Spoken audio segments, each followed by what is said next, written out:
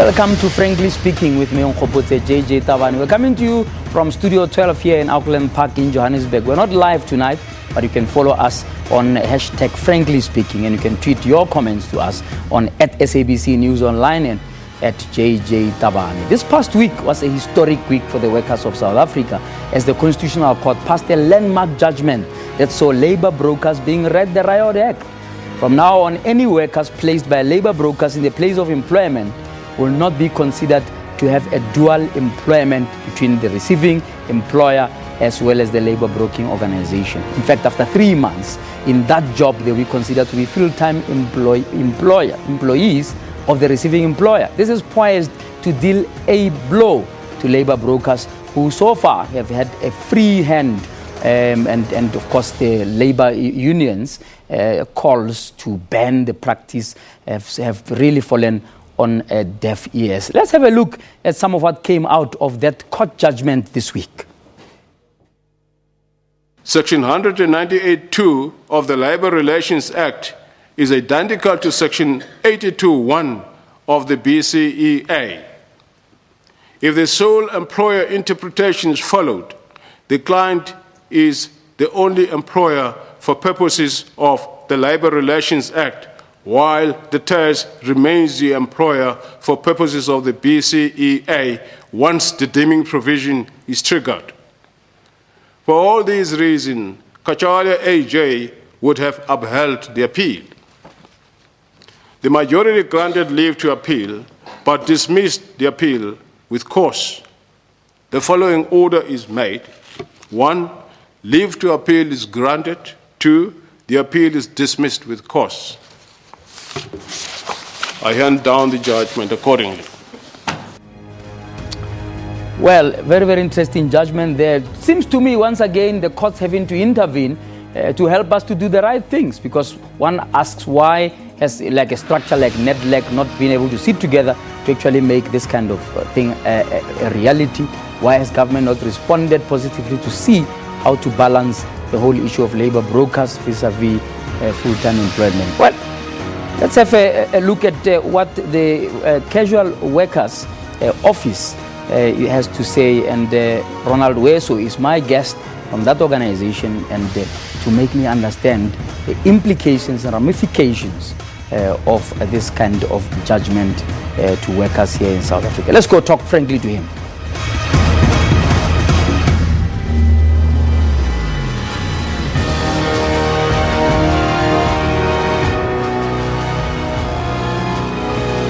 Thank you so much for being my guest tonight, and I really appreciate your time. It's my pleasure. I understand that you joined the case. I want you just to describe briefly what the involvement of a Casual Workers Office was in the whole Constitutional Court case whose judgment was handed down just last week. Well, the case ran, so to speak, the full distance of our labor relations regulation and adjudication framework. It started at the CCMA. From there, it went to the Labour Court. From there, it went to the Labour Appeals Court. And finally, it ended up at the Constitutional Court. The Casual Workers Advice Office joined the case as a friend of the court at the level of the Labour Appeals Court. And that means, as far as the Constitutional Court case is concerned, we were very much involved in the whole case. In summary, like somebody who may not understand the implications of this, what are the actual implications of this court judgment to workers? A worker is out there, he's been hired by or through the labor broker, placed in a retail store or any other company like that that requires casual work. What changes for them going forward? Potentially the change is massive. And to understand that, we need to understand the position of labor brokered workers, because they are caught between the client companies and the labor brokers. And that kind of three-way relationship often renders the rights that they have on paper entirely meaningless. I mean, you can easily imagine if a labor brokered worker goes to their labor broker and says, I want to better wages, the labor broker will say, but look, we are in a commercial contract with a client. If you do anything to demand those wages, the client will simply cancel the contract. Yeah. So that kind of route is often closed to labor brokered workers. Now, the second route is then to confront the client, but the client is not the official employer. So they doesn't also have a contract with the worker. That's correct. The contract is with the labor broker. But I don't understand why that would change now if all you are saying is that someone who spends 3 months in a job, they then are responsible, or rather they are contracted to the employer. But in that initial 3 months, is the situation different for them?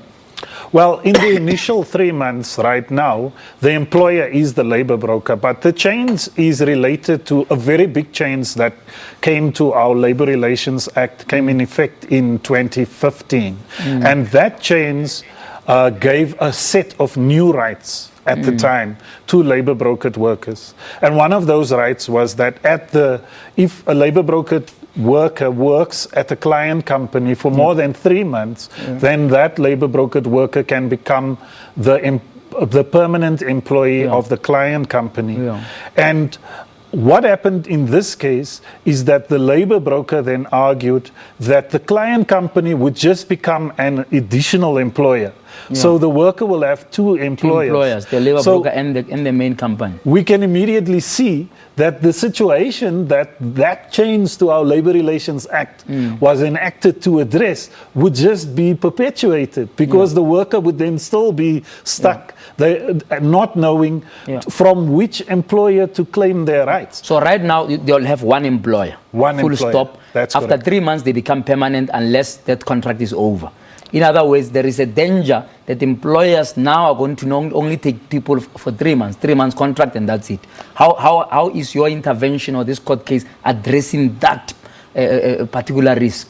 Well, JJ, there's a number of things that employers are doing to undermine this section of the Act, and you are entirely correct that we are expecting that's going to be one of their tactics, which is why we are saying that the full meaning of this court judgment will only become apparent based on the organizing efforts. It will take organizing of workers to ensure that workers are strong enough to confront employers. But as it stands, there's a loophole that companies can take somebody for 2.5 months and get rid of them and go and get another casual worker. So in other words, the judgment has not addressed that aspect. So let's park the organizing, because we've organized for plenty of time before we go to this point. It may take years before you could actually get around that loophole.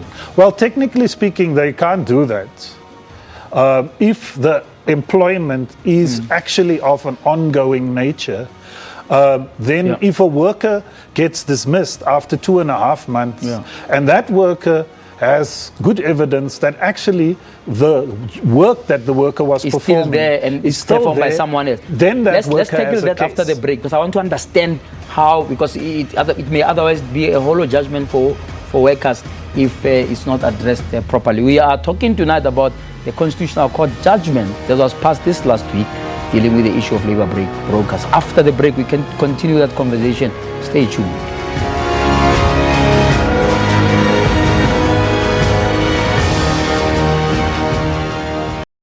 Back to Frankly Speaking. We're not live tonight, but you can tweet us at JJ Tabani and at SABC News Online. Follow our show on hashtag Frankly Speaking. Labor brokers issue has been a big issue in South Africa, with the labor movement mobilizing against it, saying this is modern day slavery, and so a lot of jubilation in the labor movement about it. And we're talking to Ronald Weso about it. Ronald, let's go back to this thing.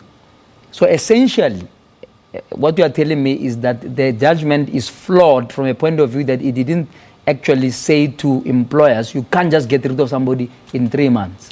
No. You've got to make them permanent. So my question is, let's assume that there is work that's casual, right, or rather temporary. It's a project, and this project will take 6 months, right? And the employer is saying, look, I don't need these people beyond 6 months. The project will be over, right? Would then, if they then divided the contract into 2 contracts of 3 months, would that be fall foul of the law? Well, that particular situation would be regulated by a different section of the law that is applicable to fixed-term contracts. And that section of the law says to employers they are allowed to, for example, employ workers for 6 months, but then it must be stipulated in the contract what the period of employment is going to be, what the nature of the work is going to be, and why the contract is a fixed-term contract. So this judgment does not affect that situation. Yeah.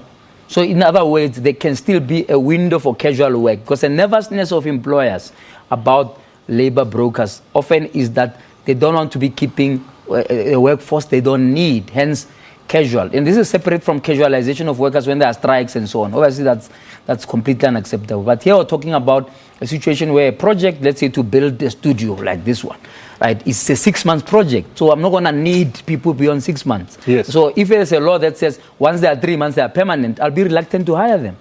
Well, and don't you think that may actually worsen the employment situation? No, firstly, we would challenge this thing that that's the main reason why employers are opposing the particular position that NUMSA and ourselves took.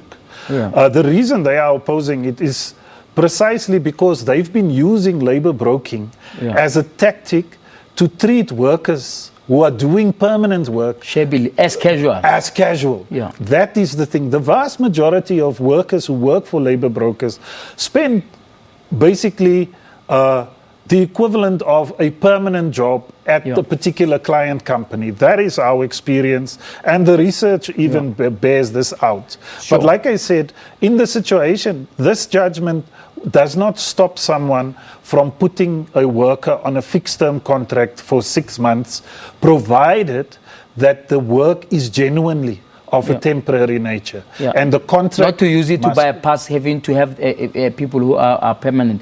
But going back to the overall issue, though, is this not a more sensible approach, if you look at this judgment, to try and, in a sense, regulate labor brokering rather than get rid of it completely? Because there seems to be a campaign that says these people are slave masters and they must go completely. Within that, if you took that approach and maybe in the future the court decided on your side that you must get rid of labor brokers, wouldn't that then affect, as I was saying earlier, right, then a necessary intervention of temporary employment in the face of such poverty, in the face of such high numbers of unemployed people? The reason why the labor movement and the workers in general really hate labor broking is precisely because of the conditions associated with it. Labor broking has been used by employers to really bring back practices that we thought had left a long time ago. Like, for example, piecework, where workers are not paid per hour, but are paid according to the number of tasks they perform. And we've come across some horrific cases. For example, in the Clicks warehouse, workers are paid 17 cents. 17 cents per hour, per item. And this creates a situation where workers are under enormous pressure because their orders in the morning will determine whether they will actually make a decent wage for that day or not. Workers are coming to work at 2 o'clock in the morning, although their starting point is at 6, in order to be first in the queue, so that they can be sure that their orders will have enough 17-cent pieces in for them to go home. That surely is not a problem of labor brokers. Labor brokers supply to the company that needs people according to the specs of that company. In other words, if you get rid of labor brokers and those workers go straight to Clicks, they will still face that situation. You understand what I'm saying? That I don't know how getting rid of labor brokers will solve a clearly evil, regime, if you like, by Clicks, in a manner that they are approaching pay to against work done. I hear you, JJ, but this is what we are saying, is that these big companies, huge corporations, we're talking Clicks, we're talking PepsiCo, we're talking Heineken, are using labor brokers to put these type of practices into place. The workers who are employed by cliques directly are not subjected to this kind of I exploitation. see it's only casual workers who are subject to that. And labor brokers, yes. And labor brokers are specifically brought in so that the companies can bring in these kind of practices without taking responsibility for it. It sounds patently wrong. Why do you think that this needed a court case? Why couldn't this be solved at NEDLEC or solved by approaching the Department of Labor to simply have a law or a bylaw or regulations that prohibit this kind of clearly exploitative practice? What is your assessment of why we had to go all the way to the Constitutional Court for something that sounds so clearly wrong? Well, JJ, there we have to go to politics a little bit. Oh, you don't do politics? I do politics. Yeah, tell me.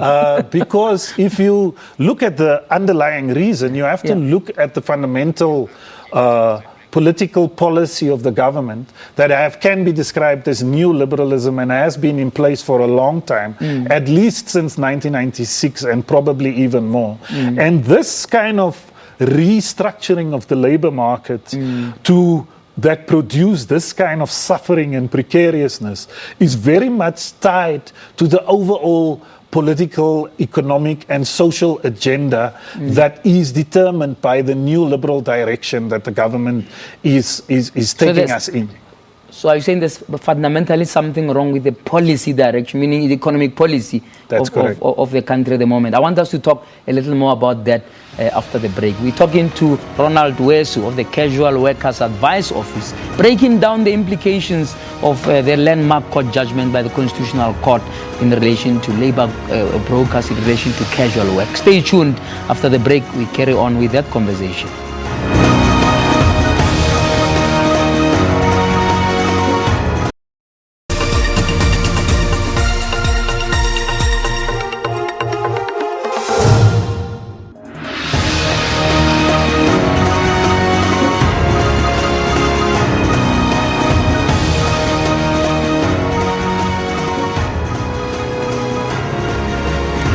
Welcome back to Frankly Speaking with me, Nkgopote JJ Tawani.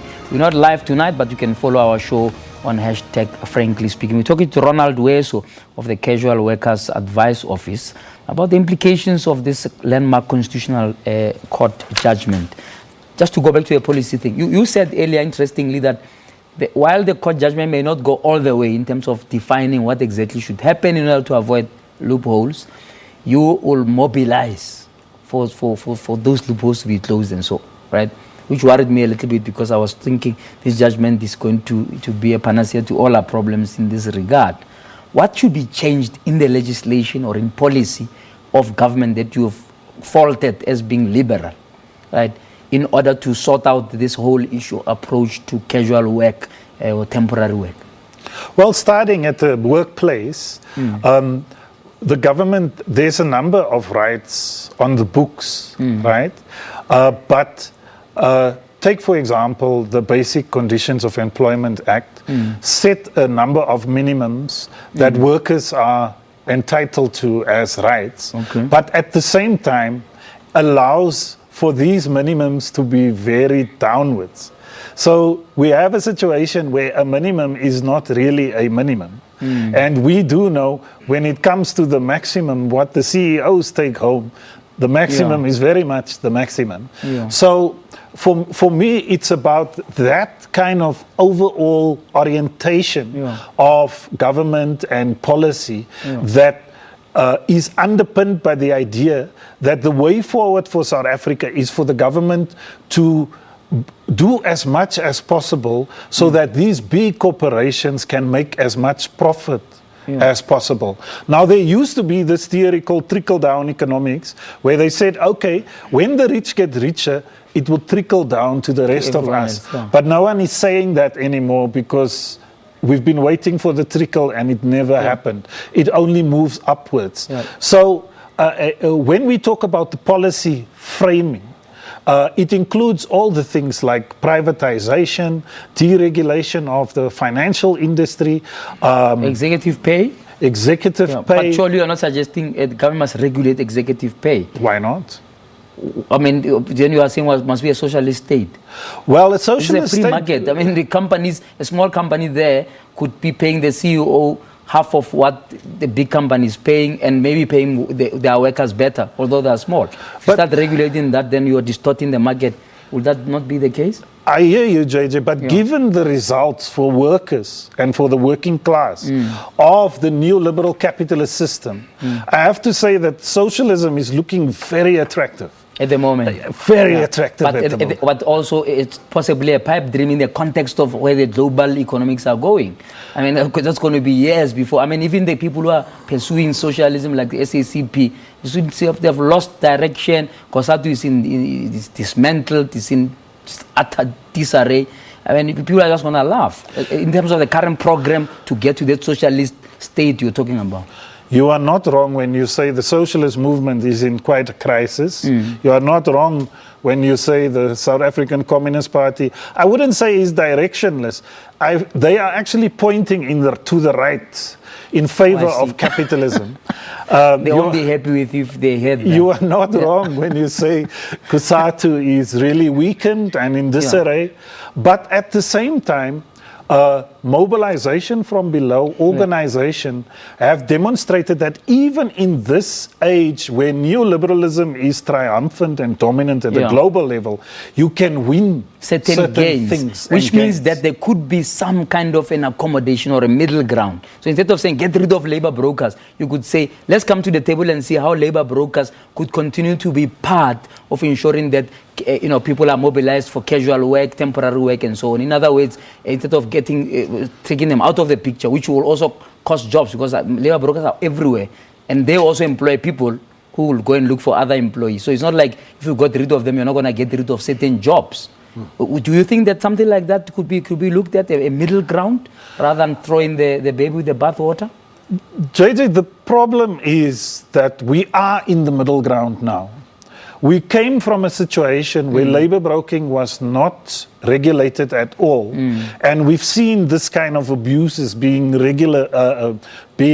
generalized, and the labor movement pushed for a ban in labor broking, and then government came and said, look, instead of banning the thing, let's go for the middle ground where we regulate the thing. But the problem is that the power relationships determines the result of the regulation. Because so they want more than they should be entitled to as labor brokers. Is that what you are saying? In other words, you will need a higher power than government to intervene like it has happened with the Concord. You need a higher powered intervention, I would say. If you look at Are they intransigent, the labor brokers, in your view? Of course they are. They are fighting. The profits that the industry is generating is huge, and it's not just the direct profits. It's the benefits that accrue to client companies from the savings they are making instead of giving benefits to workers. To workers, yes. So you think this is going to destroy that industry? I mean, if you were to talk frankly? I don't think it's going to destroy the labor broking industry. You anticipate they'll fight back because to regain that ground? Well, if we look at it, these laws came into effect in 2015. No one knows. Part of the marginalization of labor brokered workers is that our data collection agencies are not even interested to find out how many there are. So you sit with estimates of a low of 500,000 and a high of 2 million. No one knows exactly how many labor brokered workers there are.